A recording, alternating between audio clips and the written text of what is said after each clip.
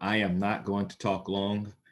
I do want to, as the format I think is, open it up for a Q&A after I'm done, um, um, and have a conversation with you about this, um, what has become a very controversial matter in American history and American life.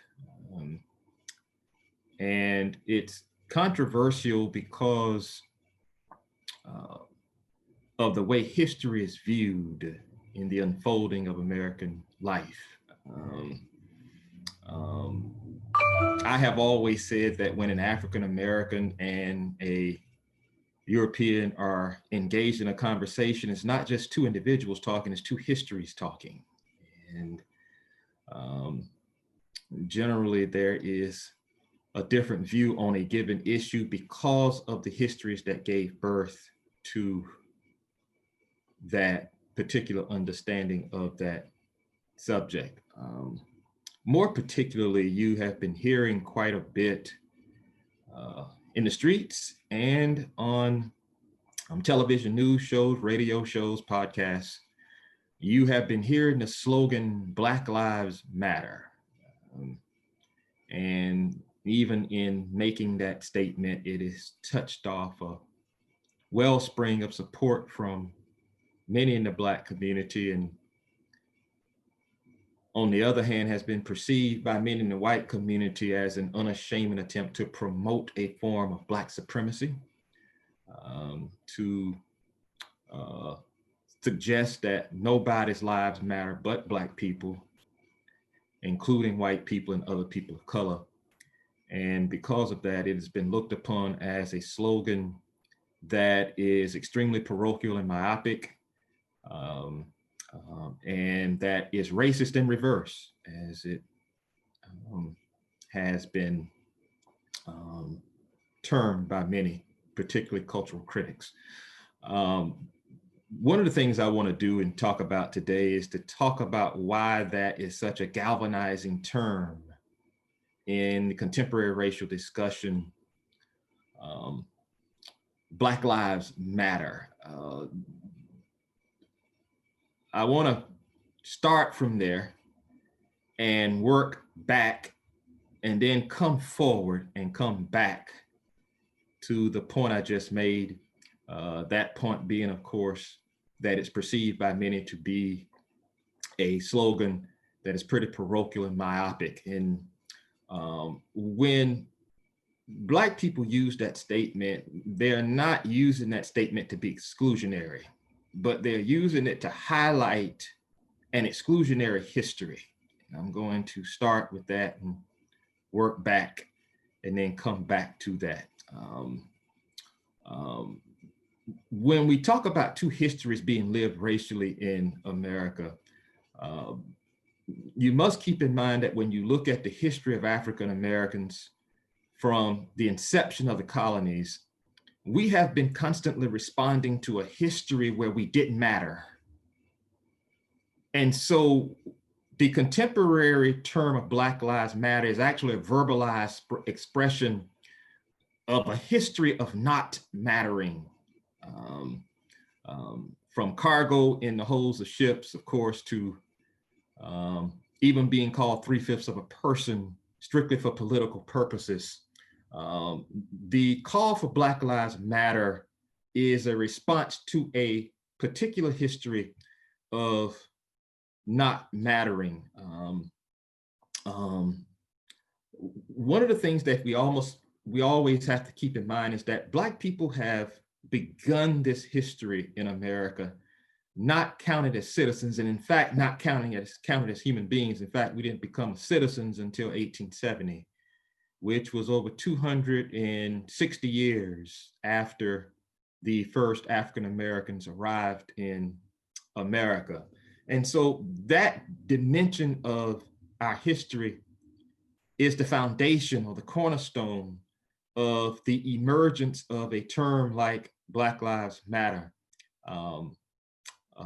Even when we began the historical trek to America and see that we were packed in the holds of ships, in slave ships, we were considered cargo. We were not considered human beings. We were considered part of the trinkets that were used for bartering.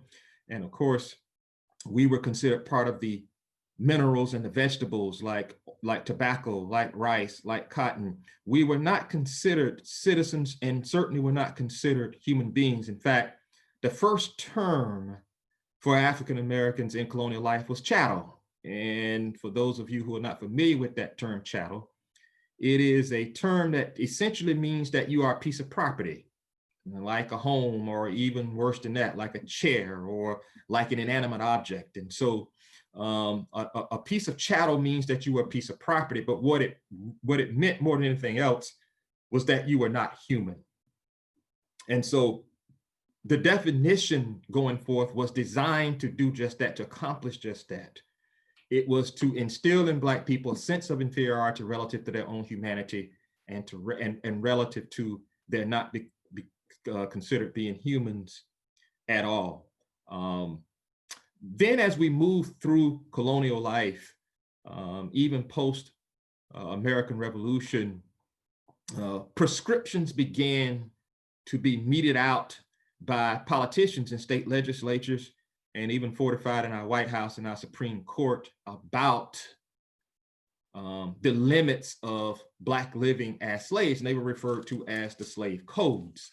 And so when we look at the slave codes, we'll see a systemic denial of basic constitutional and human rights, because again, systemically, the intent was to at every turn in American life, impress upon African Americans that they did not matter, more particularly that they were not human. For instance, a slave could not leave the plantation without the permission of the master, or unless they took some white person with them. And of course, this was so they wouldn't run away, of course. But it was also to hoard a sense of lordship and a sense of patronizing a parental duty onto the slave, even for adults, relative to their own humanity. And of course, we could not gather on a plantation in numbers larger than 5 people.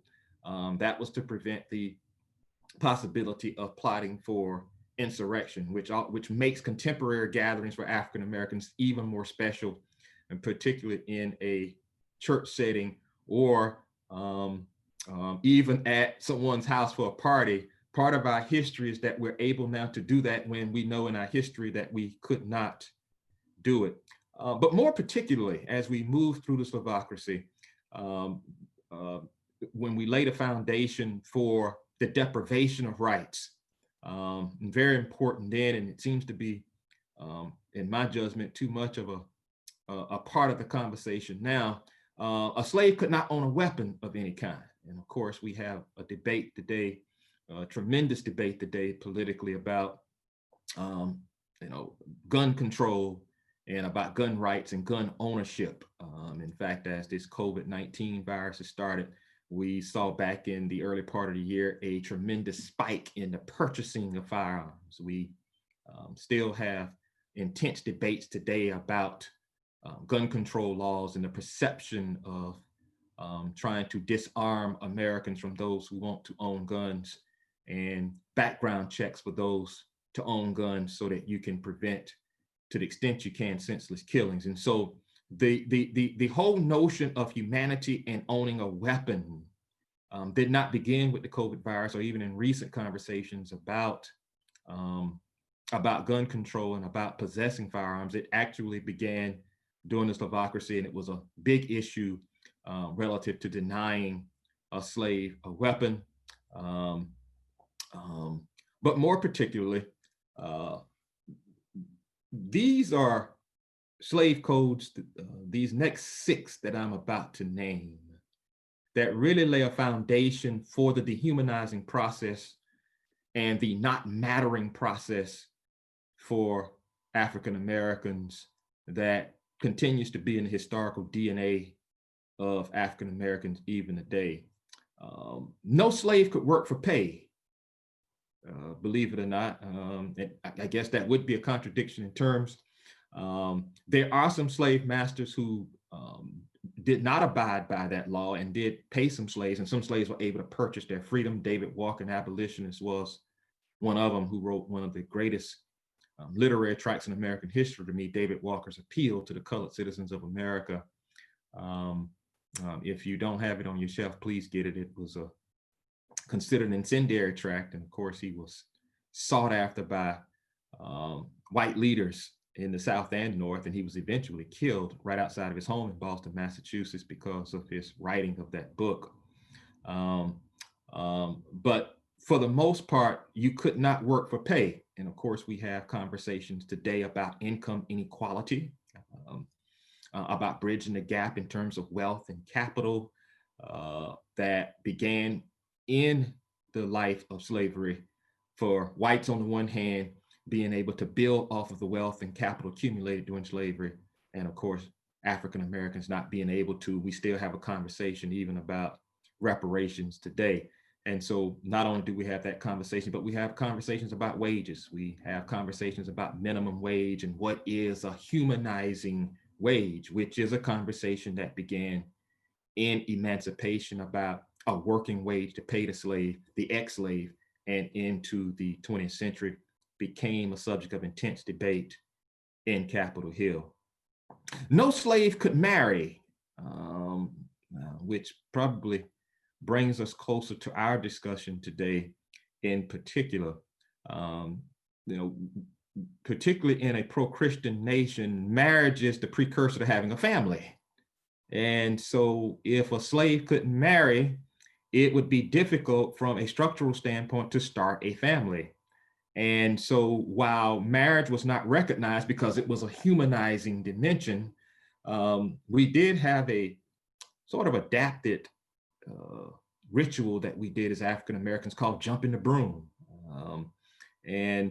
The legend behind it is not what a lot of people say publicly. A lot of people think that we did have that actual ritual in Africa when really we didn't in West Africa. It was something we actually created as a slave community here in America. Marriages between slave men and women were not recognized as legal, and we created jumping the broom. Now, where does the broom come from? Well, in West Africa, what we would do when we got married is that the day after we moved into our homes, and it's the first day we started our marriage, the couple would go out in front of the home and they would sweep in front of the home and get it nice and clean. And the legend being that when you're sweeping it clean, you are preventing evil spirits and devils from coming into your home and wreaking havoc on your marriage that you were about to embark on. And so we adapted that custom from West Africa, and we jumped the broom. We couldn't legally get married, but we could jump the broom. The slaveholding community allowed us to do that. That, along with the previous slave code, wages, has gone a long way in wreaking a lot of havoc on the Black community relative to establishing good nuclear families. I mean, many of us were raised in an extended family type situations because of the legacy of slavery, not being able to marry and to be able to have children within the context of Christian and American life. And so it has wreaked havoc on the family structure for the Black community. Even as we have that discussion today, we still see a lot of African American young people growing up in single parent homes, namely because of the inability to keep the family together because of pay, and of course, because of having centuries of not being able to marry legally. No slave could have a birth certificate. Again, part of the dehumanizing process. If you like me, my mother talked to me early on in my life, me and my siblings, about the inability to have birth certificates. And if you like me also, we went on family trips for me in Edgefield, South Carolina, on the western part of the state above Aiken, South Carolina, where my parents were from. I used to hear my grandparents and used to see them talk about their not knowing what year they were actually born. And in fact, it used to make for some great humor when my grandmother and grandfather, my mother's father and mother, used to go back and forth about what year they were born and what year their daughters, my mother and her sister, were born. And they kept going back between this year and that year. They were 1 or 2 years off. But one of the reasons why they couldn't pinpoint it is because you couldn't have a birth certificate. And so what some Black mothers started doing is that when the child was born, they would just pull out a piece of paper and pencil and write down the birth date and the year of their child so the child would know. And they would stick it in that big Bible that they had that they would put under the coffee table in the living room. And, and I used to wonder why, when we went to older people's homes when I was a little boy, what was this piece of paper sticking out of the Bible? I always see this piece of paper sticking out of the Bible. And that was the way that they kept up with the date and the exact year that the children were born. And so what you saw was an attempt to try to provide some family stability in a nation that was hostile to that stability being formed. In this case, not allowing you to officially record the day and the year that your children were born. And so this was a big deal as well. As property, this is also a what I refer to as a socio-sexual dimension. In fact, it entails one of the chapters that I'm working on for my current book. Slave women could not refuse sex from a white man. Now, this has been a topic of controversy for several generations, and because there was no such thing as rape, because Black women were considered chattel. And so this created an intractable situation for many slave women, particularly if a slaveholder or one of his sons found her very attractive. She could not refuse sex from him, and of course had no say-so over her body. And a lot of times it created a tremendously agonizing situation between not refusing sex to a slaveholder or a son on the one hand, and incurring the wrath and the ire of that slaveholder's wife or that slaveholder's son's wife. And it created a very antagonistic relationship between slaveholding wives and between slave Black women. And so part of the dehumanizing process from a sexist standpoint, contributing to the unique experience of Black women's oppression relative to not being able to say no to her slaveholding. Of course, probably the most prominent example of that, and we talk about it quite frequently, was Thomas Jefferson, one of our founding fathers, with Sally Hemings, and they actually fathered 6 children.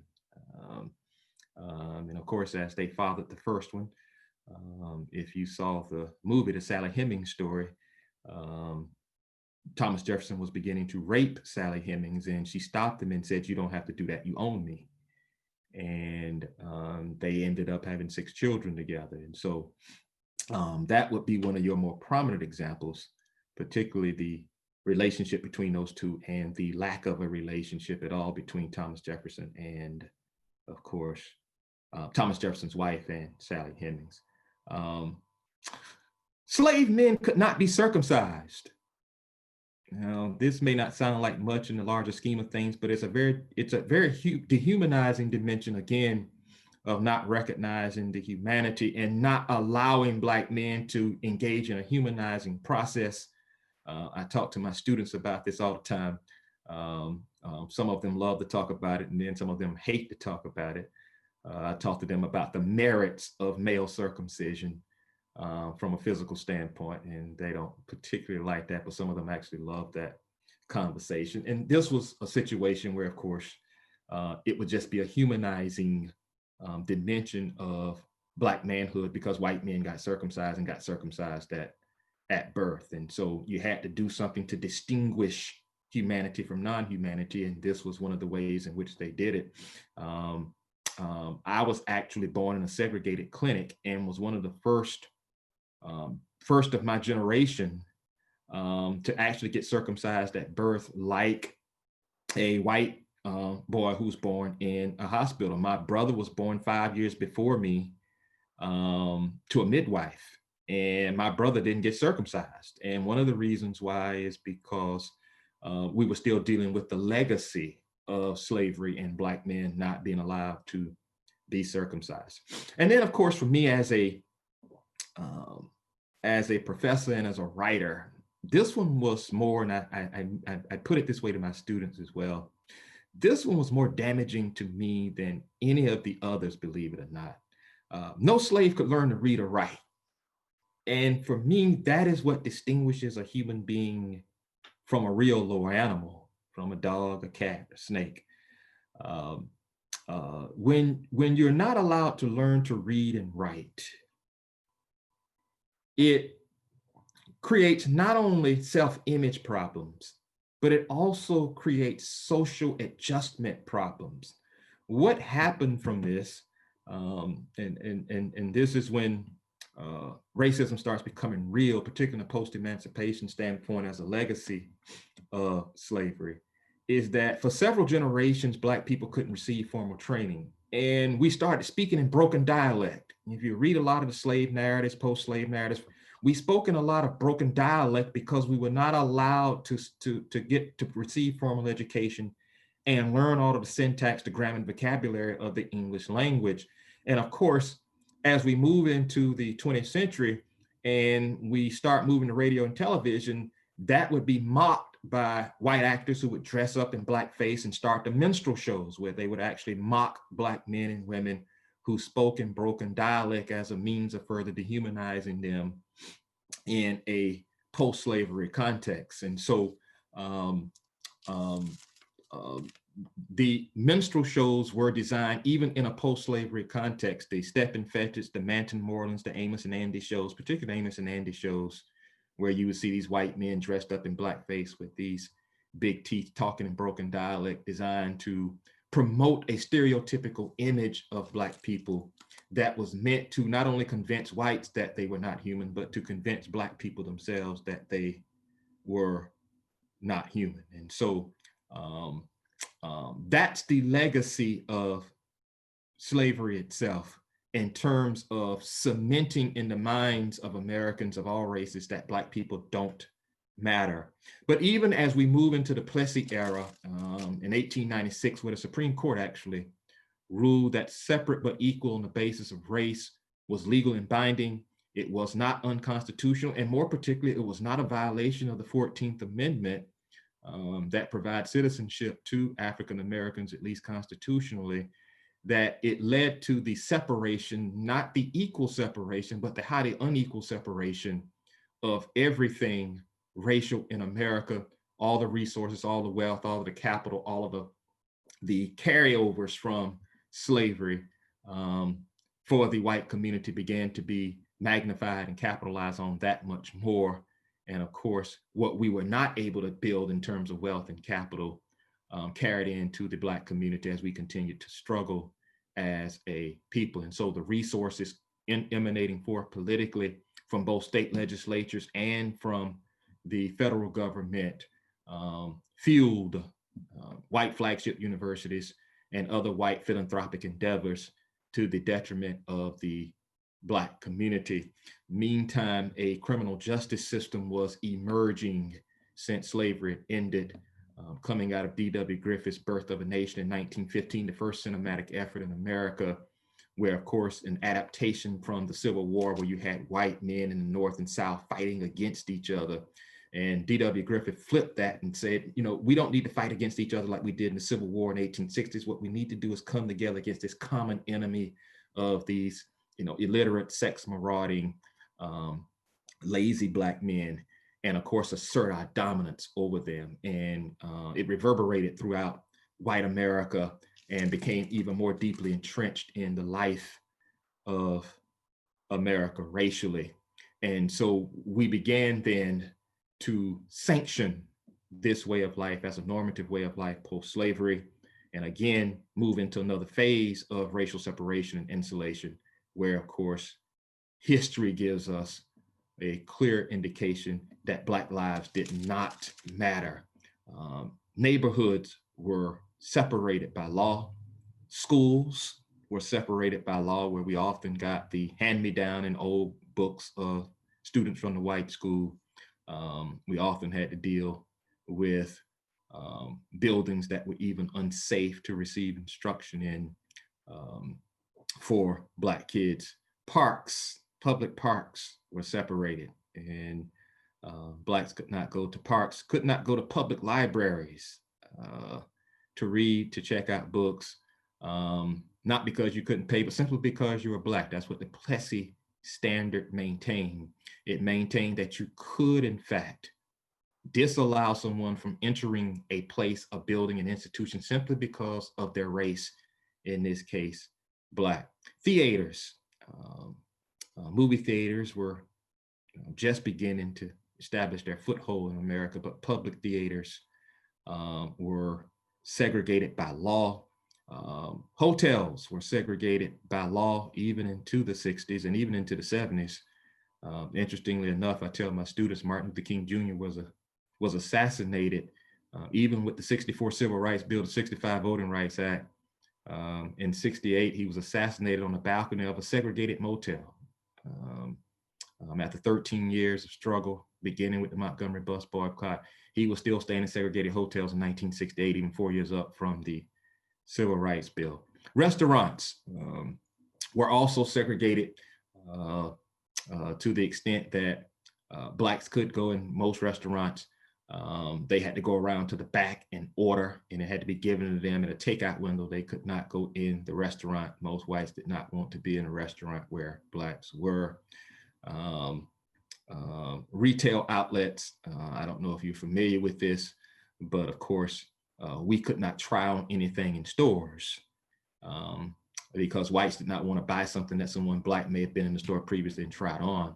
And so particularly that was the case with shoes. And so what a Black mother would do is she'd take a piece of poster paper and pull out a pair of shoes for one of her children, all of her children that fit them well. And she would draw out a diagram and cut it out and take it to the store. And so you'd see this Black mother coming into the store with this poster paper, trying to match shoes up to the size that she drew on the shoe in the poster paper cutout to purchase for her children, because you could not try on clothes. Churches, of course, down my alley as a theologian, have long since been segregated and still de facto remain segregated, namely because of the contentious nature of the way the gospel is understood.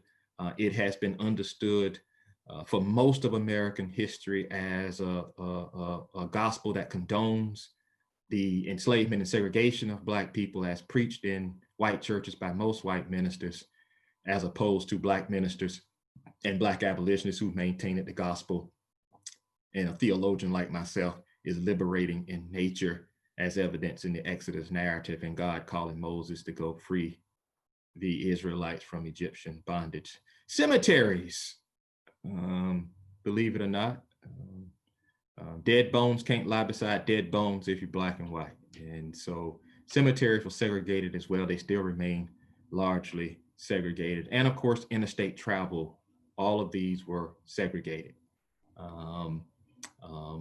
And so the Montgomery bus boycott started in 1955 with inner city travel. Of course, Rosa Parks refused to give her seat up to a white man, but she was actually breaking the law, because by law, she was supposed to get up and give her seat to that man.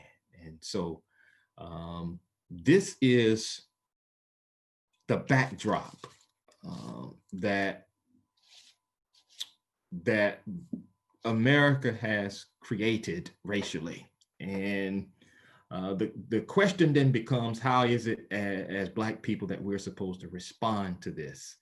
And of course, our method of responding to it is to protest against it and litigate against it. One of the things that we knew we had to do is that we had to break the Black back of legal racism by breaking the back of Plessy. We had to get Plessy overturned. And of course, Howard University started in the 30s with its law school, training lawyers to try to get Plessy overturned as the constitutional standard. And it created one of the greatest lawyers of our time in Thurgood Marshall, along with the professor he had at Howard University, Charles Hamilton Houston, to break the back of Plessy with the 1954 Brown decision. Up to that time, you could actually turn somebody down because of their race. You couldn't do it in a Plessy, in a Plessy era you could, in a post-Plessy era you could not. And so you had to come up with at least another means of denying admission to African Americans. And so I said all that to say this.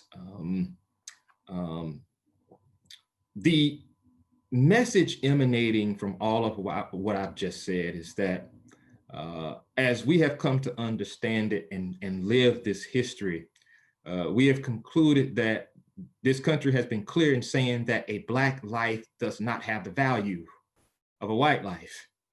And we have been trying since slavery up until today, even with Black Lives Matter, to say, hey, our lives do matter just as much as any other race of people's lives. And so when you see protests in the street and the signs of Black Lives Matter, you are seeing a once muted voice give vent to its frustration about its history.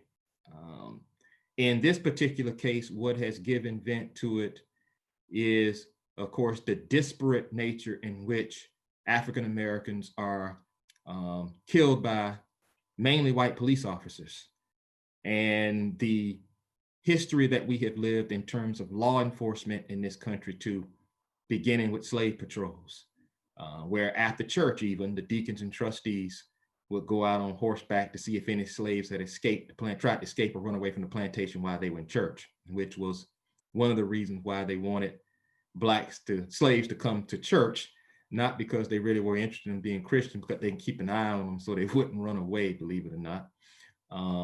And so the church was used strategically in that regard. But it does highlight a criminal justice system that has been disparate in its meting out of punishment for Blacks over and against whites for the same crime, as that has been well documented. And of course, disproportionate number of African Americans going the route of capital punishment than whites. And so the objective here is not to say that Black lives matter more than white lives, or to say that it matters to the detriment of all other lives.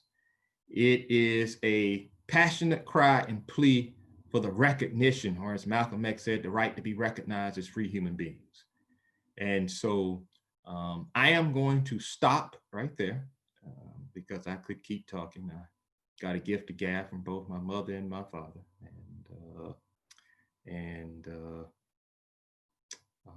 have a conversation with you. I know I touched on a number of different topics within the context of racial history, and would love to hear your comments and your questions. Don't all speak at once.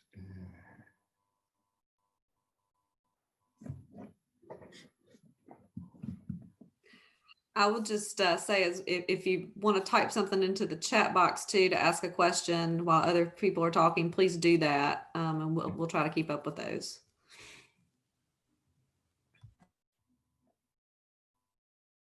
And I have my chat box up.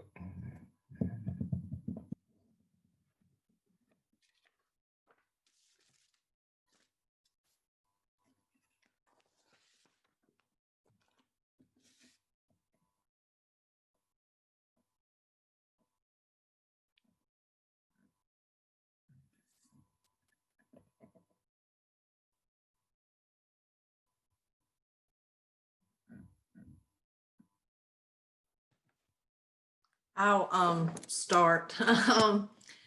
What I would like to say is that this is a history that I think we all have known, and but I will say for me personally that one of my best friends now is an African American from the North, and then I'm a Southerner. Of course, you can tell from my voice. Even though it's a hard history, and I think that we, a lot of us knew these things, but it does take on a different personal meaning, even for me, knowing how much I love her children and how much I love her. And knowing that her ancestors' experience, and even, you know, the legacy and where she has come from, it does make you look at it differently, and or not differently, but with a different eye and a different heart. And I'll say that one of the things that has helped me in my experience is just being able to talk with her about things, and, you know, knowing that I don't know everything, and not responding in a way where I automatically am like in defensive mode. And I think sometimes that's hard because we want to come from a defensive mode in, but I'm not like that, you know, and I get that. I get where that comes from, but I think that the biggest thing and the first step toward, you know, changing is changing within yourself, to be able to just step back and say, okay, why am I feeling defensive about this, and trying to look at it through a different eye, especially knowing that you love someone and love family, and knowing that you have two totally different paths to where you are now, or where you came from and where you are now. And that, I mean, that's just kind of my point on it. I think it's grown, you know, through my relationship with that family over the years. It's really, not that I haven't always, but I have an especially close relationship with them, and they're like my family. And so I think that that's really helped me to kind of step back, where in the past I may have been more defensive and may have made statements in my defensiveness that may have come off as being racist, even when I didn't mean it to be that way. Absolutely. Absolutely. Yeah. Yeah. Yeah. And that is the key too. No, what you can foremost take from what I said, particularly when I talked about the denial, the deprivation of rights, and the separation, segregation, all the different areas of life, is that we have lived insulated existences, highly insulated existences. The problem with that is that when you live an insulated existence, you make yourself more receptive to stereotypes about the people because you've never interacted with them. We are able to tell when we're dealing with someone white who does get defensive like that. We are quick to say sometimes, Black people, let me guess, you had spent too much time around Black people before, have you? And when that does happen, you begin to see that we are people that have the same types of dreams, goals, aspirations as any other people. But we're dealing with this with this contemporary history of how we create a situation to do it without it being fettered by racial encroachments. And that has always been the struggle. How do you create a society where those encroachments of a previous generation don't happen for the contemporary generation, or that it happened for me or happened for my parents, that it doesn't happen for my children. And so that's been the crux of the struggle in that right to be recognized as free human beings. But yes, more conversation is needed personally.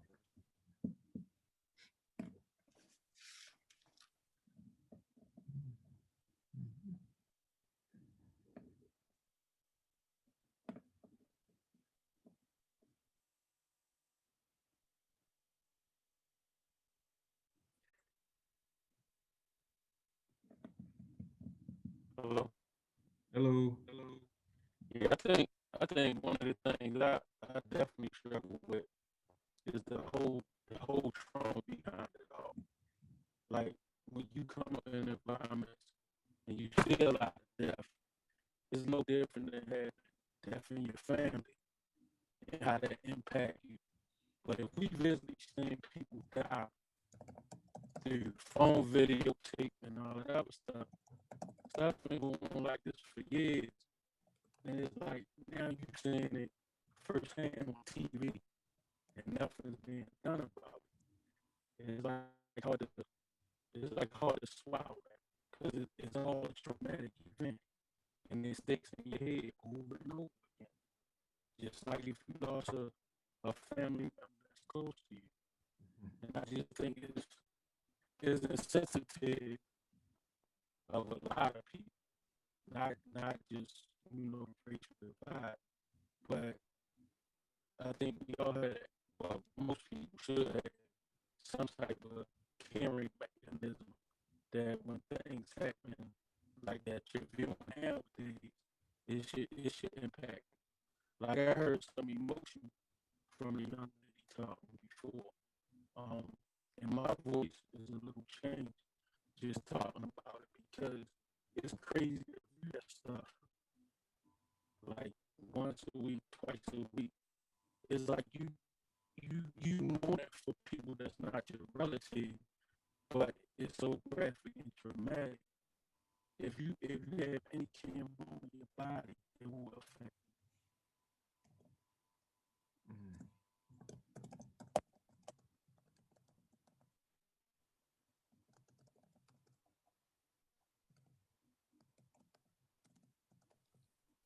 And it's like we get to this place of, talking about it, but you still feel like nothing's changed.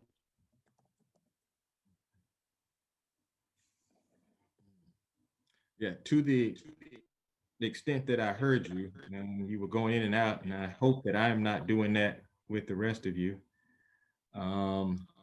Yeah, we are having this conversation, and I am sounding like I'm somewhat intellectually aloof, but it is a very passionate conversation. And it's a very passionate conversation because it directly touches lives.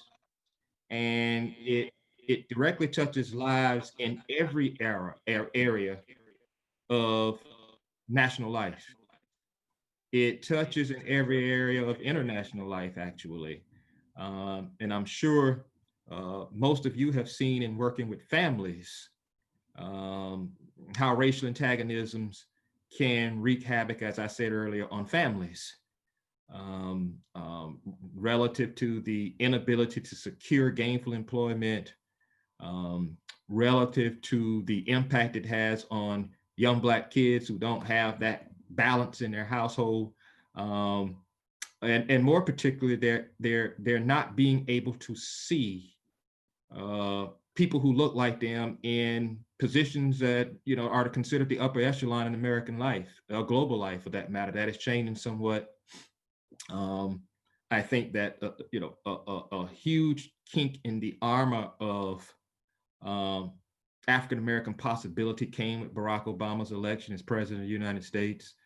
Something I thought that I would not see in my lifetime. But in terms of the ability to dream and to hope and to be able to accomplish without the fettered shackles of race continues to be a struggle. We are still in a country where we are still the first African American in this and the first African American in that, which means that there's still much progress to go. But one of the things that we have to keep in mind too, and the reason why it's such a passionate conversation is because we're not just talking about one African American here, one African American there, even in the White House like Barack Obama. We're talking about opening up the realm of possibility for the achievement of aspiration, and that makes it a larger communal struggle, not just the placement of an African American here, African American there, particularly an African American woman even. At that point, it becomes a great accomplishment, not for that person alone, but a great accomplishment for the community because it does create the possibility and the prospects down the road that this could happen for more African Americans coming behind that person.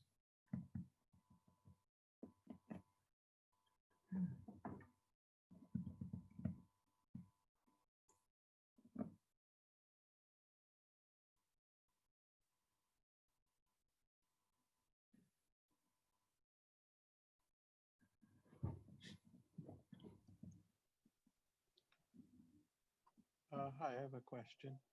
Mhm. When you were mentioning early in your discussion about it might have been the expression you were talking about Black Lives Matter being racially myopic, Mhm. or just the whole picture Mhm. and the movement of Black Lives Matter. What would not be racially myopic in your view? If I understand what you're saying, how it's racially myopic, but is there anything that could help? Well, I no, I said that I said that it's perceived as being racially myopic. Okay. I didn't say that it was. It's perceived as racially myopic because it only mentions Black. Right. Um, and so, what's not to stop the average white American from concluding that if they have problems when we say white power, why shouldn't we have a problem when they say Black Lives Matter? Right. It sounds like the same thing. Um, well, And that's unfortunate. Well, it is unfortunate. The difference is that you're reacting to a racial situation of white power. So for many Black people, white power is not something that has to be called for. We've seen it acted out in state legislatures and in Congress. And so, and the history that I provided for you in the presentation was designed to, clearly show that. And so, what it's designed to do is bring about what we call in intellectual circles a mutually correlative corrective to a problem that existed where American life has privileged one race to the detriment of another. Correct. And it is a cry, as I said, for a more holistic approach to the distribution of America's social, economic, and political resources, not for a exclusive and hostile and overt Black takeover of the American system of government. You don't have to worry about that happening anyway. We don't have either the numbers or the weapons to do that. And so, well, I find it ironic that's a possibility to start with.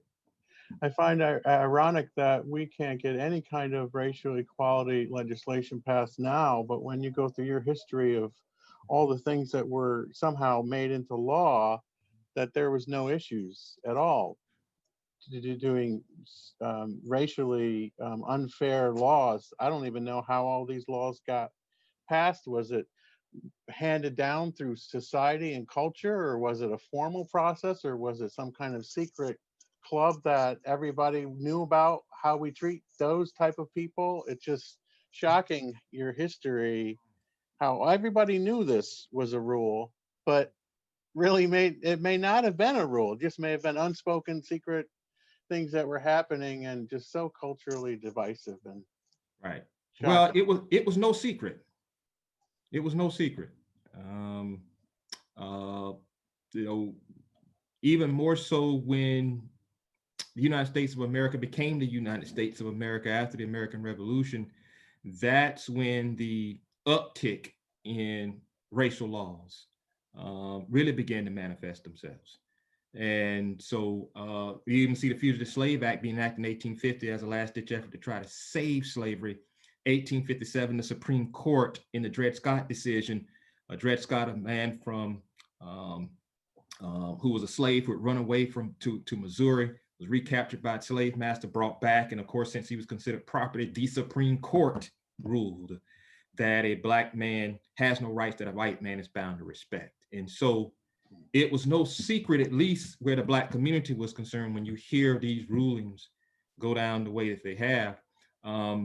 But it does go to show what happens when your guiding understanding of another group of people is guided by stereotype and the notion that they are inferior, and particularly from a theological standpoint, which is what I mainly write about in my books, is how this was sanctified in the life of the church as the true meaning of the gospel, which motivated white males even more so politically to enact laws of racial caste. And so that to me is the defining juggernaut. I would say that as a theologian. But one of the things I've discovered in a Christian or in a nation where faith guides the political process, even though we claim we're separation of church and state, faith really guides the political process. And so our understanding of faith guides our political philosophy. And so if you're groomed in a faith that tells you that you are engaged in true Christian stewardship by promoting this type of superior inferior relationship between the races, it creates greater motivation for you to continue to do so, not just in the name of preserving the American way of life, but from a salvific standpoint in doing what one considers God pleasing. And that's the goal of any person of faith. You want to do what you think is pleasing to God. The question is, how do we arrive at that understanding as to what is pleasing to God? And so it was no secret. Everybody knew, I mean. Yes, everybody knew. Everybody knew to its benefit and its detriment. Everybody white knew to its benefit, everybody white knew to its detriment. And of course, you had those conversations of reckoning. You had those conversations of reckoning when, of course, and you see it even now, you see black, white kids playing together. They don't even recognize race. They don't recognize anything. But as they start moving into 10, 11, 12, and even having to go into different communities now, because you don't live in the same community when you get together to play, you have that conversation on the one hand, where you're trying to steep this white young man who's becoming a man into the ways of preserving what previous generations have created for him, particularly in terms of wealth and capital. And then you have this reckoning conversation, the Black community, particularly during segregation. King talked about having that conversation with his kids as to why they couldn't go to the amusement park when they saw the advertisement on TV, because Blacks couldn't go to that amusement park. You have the reckoning about the deprivation of what living life in America is like for an African American going forward, and trying to instill in your children as best you can, not only for them to forge a way for themselves and their family career-wise, but how are you going to engage this struggle? How are you going to dedicate your life to doing something to trying to bridge this gap of wealth inequality, of capital inequality, of social inequality? And so you have those reckoning conversations as a result of that, and you get steeped into the ways of racial insulation that has characterized most of our country's history, and what we are dealing with today.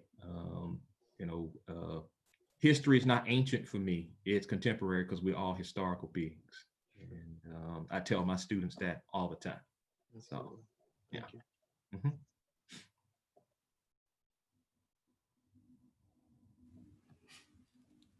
All right. We have some questions in the chat box about talking with friends and family, and some additional history information. You might want to take those. What's a good way to share some of the history when friends, family immediately start with defensiveness or anger? What about isms? That's a good place to start. A good place to start is to start, and this is the most difficult one. If you can crack this one, you can have an easy course the rest of the way. Our nation has become more and more overtly hostile to the humanities and the social sciences. Everything is STEM related now. All the money is going to STEM programs, science, technology programs, engineering programs, so much so that we have social science majors that are closing at universities. We closed a religion major at Benedict, where I taught for years, and they're having trouble staying open. But one of them that's shutting down too, that deeply disturbs me more than religion, is our history programs. And part of the struggle in talking about this and talking about it, and let me say, I want to thank all of you. Even if you thought it, you haven't said it to me yet. And that is, usually when you have this kind of conversation with people, there's always someone who says, oh, that was a long time ago, and this is 2020. what does this have to do with 20? That doesn't affect us today, when in essence it does, because nothing that we didn't do then does not have an effect on us now. And so one of the ways that, you know, in cursive racial dialogue is avoided is to try to create this demarcation between the 21st century and the 20th, 19th, 18th, 17th century. That's my phone, excuse me, I'm sorry. But if you can draw parallels between a lot of what I just said, which is why I said it the way I said it, I didn't mean to bore you or turn you off. I meant to impress upon you that these antagonisms racially we experience today are not far removed from the history that we just discussed. And so if you can get to a point where you can talk about the history of, let me turn this down. We'll call back later today. Thank you for choosing CVS Pharmacy. Goodbye. Thank you. And impress upon your loved ones that history itself is not something just to be studied, but it's lived. We are historical human beings. In fact, all of us are unions historically from our mothers and fathers biologically. And so we are historical beings. And so if you can sell them on the reality that history is not an ancient dialogue, but it's actually a contemporary dialogue, because when we're having a contemporary dialogue about race, we are having a historical discussion about race. That would be your biggest difficulty. Beyond that, one of the things that I have always liked to do is to engage in superlative conversations. And what do I mean by that? There is no coincidence, and the bias is clearly there when you begin to look at major institutions in America and see the absence of any African Americans there in large numbers. We have had 45 presidents, and 44 of them have been white and male. That's not as a result of Black people's inferiority. That's as a result of a nation that had committed itself to seeing only white people, more particularly white males, in that position as the leader of the free world.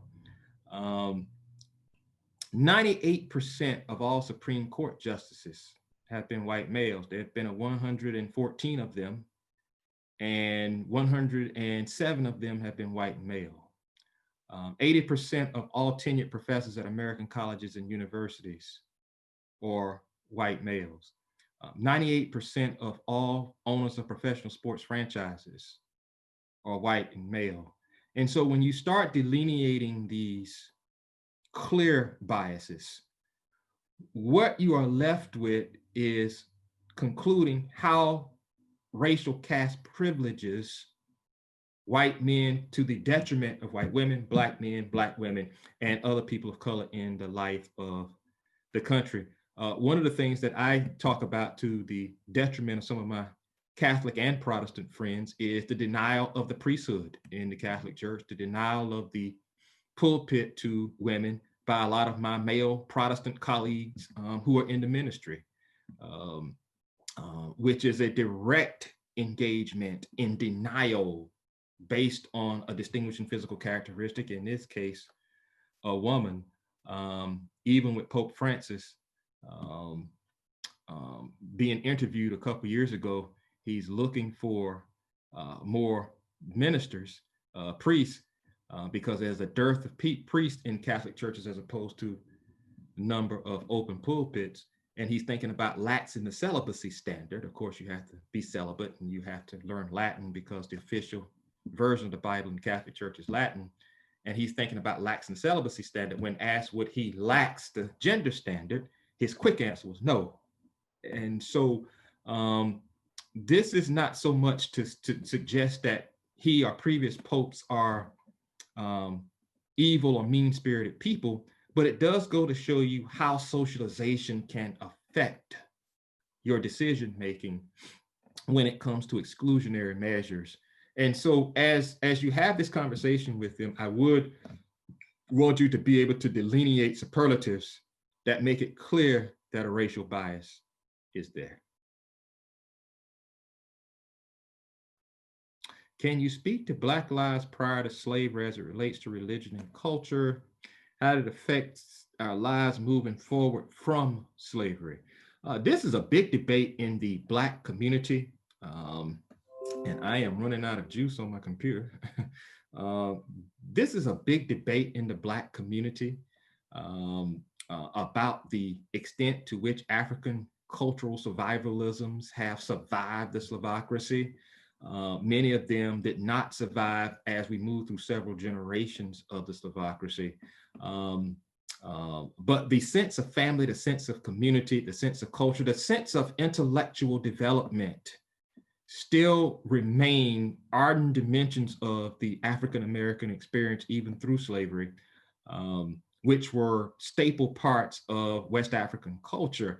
Interestingly enough, one of the things that made West Africans right for the slave trade was not only the geographical location from the eastern side of the what became the United States East Coast, and of course the Caribbean islands, particularly the West Indies, where we were brought and broken in, was the fact that the study by Western European men who engaged in the slave trade discovered that particularly African men were skilled artisans, things that they needed to cultivate and till the soil of what became the United States of America.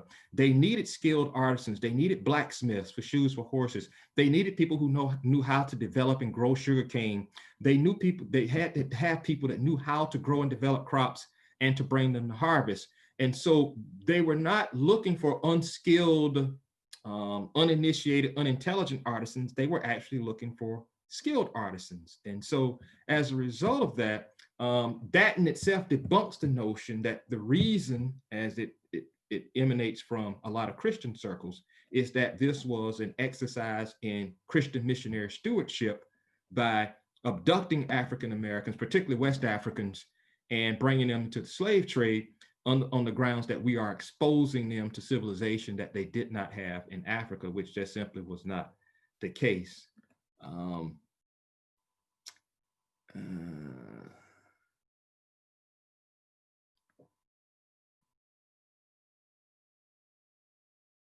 What is one of the two things we can do as a white person to support our African American friends and family during this current time in our highly divided society? And it really has always been a divided society.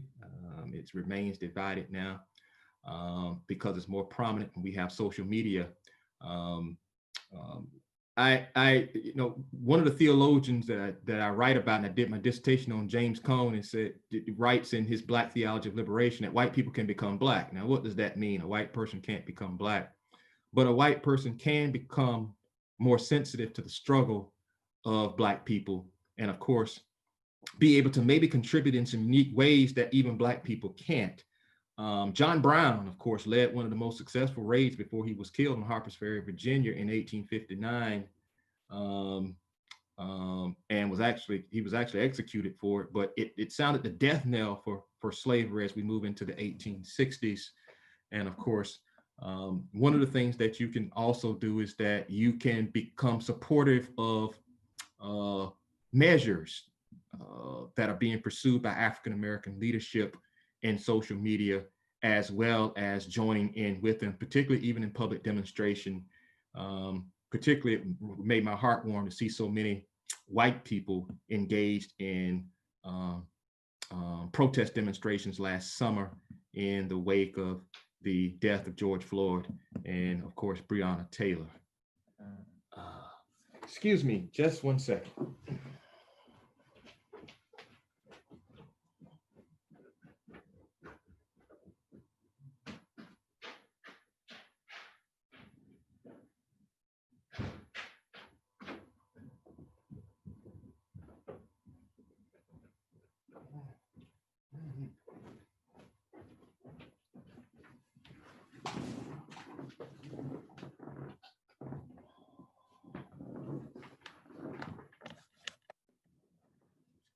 Okay, I am back. I put out a few books here. Two that I think are that are not as highly acclaimed as they should be. Give you two different approaches to the slave trade. Two African Americans who taught themselves to write and were taught to read and write by white people. Frederick Douglass, Narrative of the Life of Frederick Douglass, and Harriet Jacobs, Incidents in the Life of a Slave Girl. In fact, in my class this semester at USC, my students had to do reviews on both of them. That's a good starting place for both of them. You'll see both of them writing to expose slavery as an immoral institution, one having to deal with the experiences of Black men in particular, and then one with Harriet Jacobs with Black women in particular, the socio-sexual dimension. The interesting thing about this is that her slaveholder, who she didn't want to have sex with, and so she wouldn't have sex with him, he thought that she ran away from the plantation, and she didn't. She was hiding someplace on the plantation for 7 years. He was looking everywhere for her, and she was right up under his nose, and she hid there for 7 years without telling you the book. But those are excellent reads. Andrew Hacker, Two Nations, Separate, Hostile, Unequal, is also a good one that I put here as well. I did not put Emerson and Smith, Divided by Race, Divided by Faith, excuse me.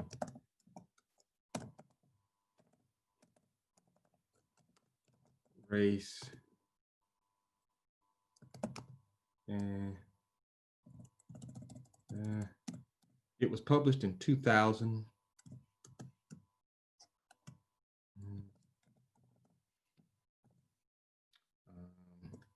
And it's an excellent read where he interviews several in the white evangelical community, get their responses about race, and engage in a critique of that, of those interviews, particularly in terms of what I was just talking about, in terms of the division of history, and that history is looked upon by most of the people they interviewed as something that doesn't impact us at all today, when even the biases themselves are what impact us and have been given to us from history. So that's one of the benefits of keeping history programs. It is not just something that's ancient, it is something that we're living today. We're just living in a different manifestation of it. So.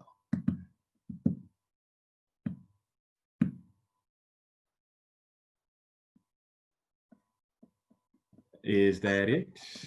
I see it's 11:15. I know I was supposed to stop at 11. Please accept my apology for this is a passionate subject for me and I can get long-winded sometimes. So I have a question. Yes, sir. Yeah, I just like to get your opinion. Do you believe that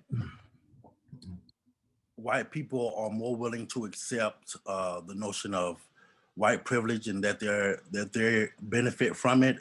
Or do you feel like the majority of white people still are kind of in denial about the existence of white privilege? Well, they're in denial about it because they don't understand it as white privilege.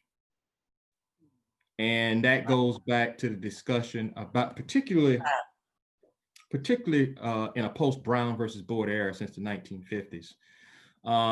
There are whites now who believe that blacks have just as many privileges and just as many, if not more, than they do.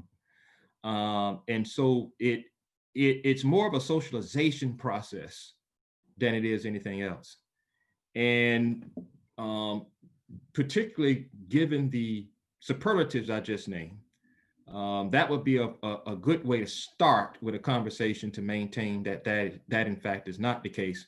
And that is in fact what makes the conversation more difficult today, because 50, 60, 70 years ago, racism was more overt, particularly in daily indignities to Black people in public squares. It is less overt today and more covert. And part of that covertness is the assumption, in fact, that I mentioned in my latest book, in my last one as well, a so-called post-racial society.